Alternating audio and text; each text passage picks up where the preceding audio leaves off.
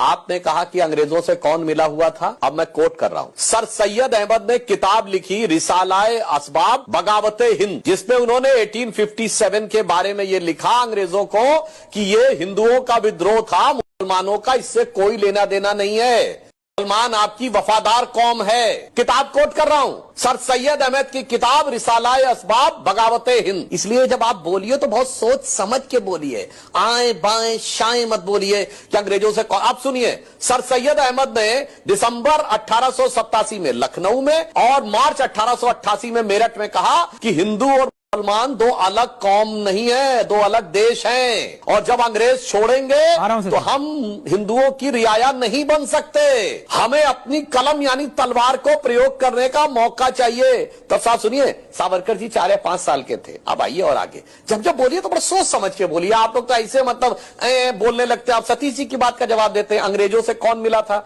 सतीश जी, जिस पार्टी की स्थापना एक अंग्रेज ने कराई, एलन ऑक्टेवियम ह्यूम, वो तो अंग्रेजों से मिली हुई नहीं थी। जिसके पहले 25 साल में दर्जनों अध्यक्ष, कांग्रेस पार्टी के अध्यक्ष अंग्रेज सेक्रेटरी रहे। अगर आपको नाम ना पता हो तो बता दो, William Wedenberg, George Yule, Alfred रोब इत्यादि इत्यादि, ये ब्रिटिश सरकार के सेक्रेटरी थे और स्वघोषित लड़ने वाली पार्टी के सदर थे। 1910 में कांग्रेस का अध्यक्ष विलियम वेडनबर्ग ब्रिटिश गवर्नमेंट का सेक्रेटरी था, जिस साल सावरकर जी को 2 जन्मों का कारावास हुआ। अच्छा ये बताइए, ये अंग्रेजों के झंडे के नीचे शपथ किसने ली? 1937 प्रोविंशियल असेंबलीज इलेक्शन में राज्यों की सरकारें कांग्रेस की बनी, किसकी शपथ ली थी? क्वीन के निष्ठा की शपथ यूनियन जैक के नीचे ली थी कि नहीं? 42 की कॉन्स्टिट्यूंट प्रोविंशियल असेंबली में शपथ ली थी कि नहीं? और 2 सितंबर 46 को नेहरू प्रधानमंत्री बने, अंतरिम सरकार में वेवल ने शपथ दिलाई, क्वीन के निष्ठा के नाम की शपथ ली, यूनियन जैक झंडे के नीचे।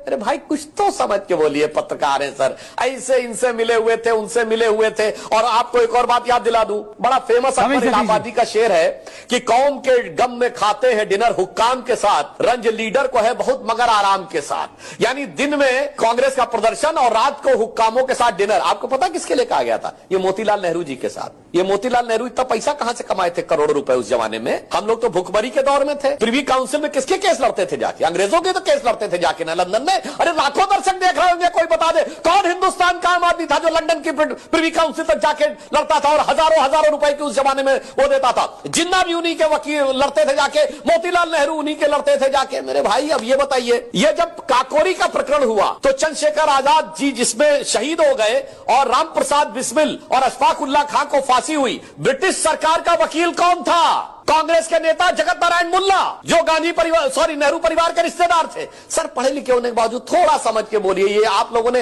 अब बताता हूं, ये जो एक तरफा हिस्ट्री पढ़ाई है ना, इन्होंने कहा सच झूठ, तो मैं साहब से भी कहना चाहता हूं, साहब कुतुब मीनार कुतुबुद्दीन ऐबक ने बनवाई, एक आरटीआई लगाई गई थी 10 साल पहले। एनसीईआरटी से पूछा गया आपने किस आधार पर बताया? हम सब ने किताब में पढ़ा है। एनसीईआरटी ने लिख के दिया हमारे पास कोई डॉक्यूमेंट्री एविडेंस नहीं है कि कुतुब मीनार कुतुबुद्दीन ऐबक ने बनवाई। इसीलिए मैं कह रहा हूं, ये हटा दो ये इतिहास झूठे तुम्हारे। यहां जर्रे जर्रे पे सच है लिखा रे। जो कोई किताबें ना बानी कहेगी तो माटी सभी की कहानी कहेगी।